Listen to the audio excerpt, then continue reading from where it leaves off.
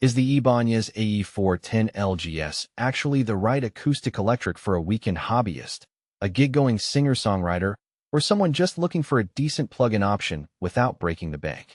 Link is in the description if you want to check the product details on Amazon. The big question most buyers face is whether they'll end up with a guitar that sounds good unplugged, holds its own on stage, and still feels comfortable after a couple of hours of playing, or whether they'll be stuck with an instrument that sounds thin through the pickup and feels cheap when they try to move up the fretboard. First-time acoustic electric owners usually worry about two things: tone and reliability. The AE410LGS tries to address tone by pairing a solid spruce top with mahogany back and sides, a combination that traditionally gives a bright, articulate voice with a warm, rounded low end. In a live setting, that balance can be useful when you're a vocalist who wants the guitar to sit just behind the mic rather than dominate it. The built-in preamp is a standard Ibanez system with a piezo bridge pickup, a volume knob, and a simple tone control. It's not a boutique-level pickup, but it's reliable enough that most users I've spoken with say it stays in tune and doesn't produce that harsh quack you sometimes hear on cheaper models. Who should consider buying this? If you're a beginner or an intermediate player who practices at home and occasionally plays open mic nights, the AE410LGS gives you a decent acoustic feel with the convenience of a direct output. The low-gloss natural finish hides the inevitable fingerprints of daily use, and the Ebony Fingerboard feels smoother than many entry-level guitars, which can make bar chords a bit less painful for longer sessions. The Mahogany/POW Ferro neck is slightly thinner than a full-size dreadnought neck, so players with smaller hands often find it easier to navigate the fretboard without sacrificing too much sustain. Who should skip it?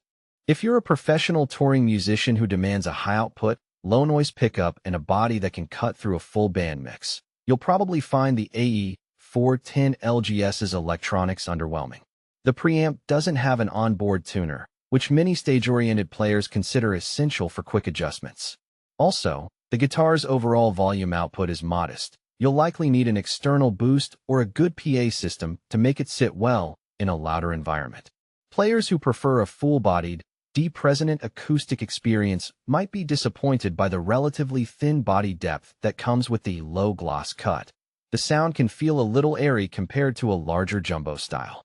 In terms of daily usability, the AE410LGS shines when you plug it into a small amp or a laptop via a simple 1/4-inch CH cable.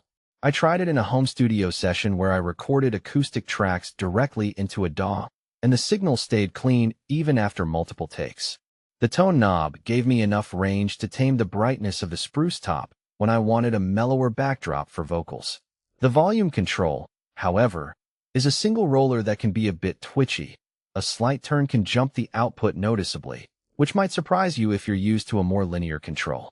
That's a minor annoyance, but it's easy enough to get used to with a quick calibration of your amp's gain.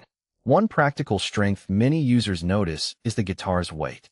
At under 5 pounds, it's light enough to carry around for a quick gig, yet solid enough that it doesn't feel flimsy when you rest it on a stool. The natural low-gloss finish also resists scratches better than a high-gloss coat, so the instrument keeps looking decent after a few months of gigging. On the flip side, the low gloss means the wood's grain is more visible, which some players love for the aesthetic, but others might find it less premium looking compared to a high-shine finish. It's a trade-off between durability and visual flair. Another hidden trade-off is the neck joint. The AE410LGS uses a standard bolt-in neck rather than a set neck design. For most acoustic electric players, that's fine. But if you're a player who frequently bends strings or uses heavy-gauge picks, the bolt-in can feel slightly less resonant under aggressive playing.